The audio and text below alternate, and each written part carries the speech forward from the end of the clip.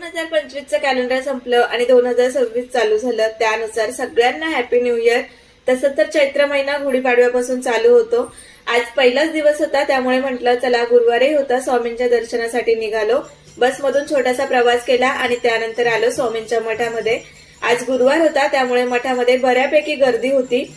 छान असं आतमध्ये जाऊन दर्शन घेतलं आणि बाहेर इतकं छान वातावरण होतं. छान असं भजन चालू होतं. प्रत्येक गुरुवारी इथे छान असं भजन होत असतं. इथे तुम्ही पाहू शकता, ही स्वामींची प्रतिमा आणि स्वामींच्यासाठी कोणीतरी छान असं इथे गिफ्ट ठेवलेलं. ते पाहून इतकं छान वाटत होता तो बुके. त्यानंतर इथे स्वामींचे चरण आणि स्वामींची प्रतिमा होती. छान असं निवांत आशीर्वाद घेतला. त्यानंतर माझी मैत्रीण आणि मी दोघींनी सुद्धा प्रसाद वगैरे घेतला.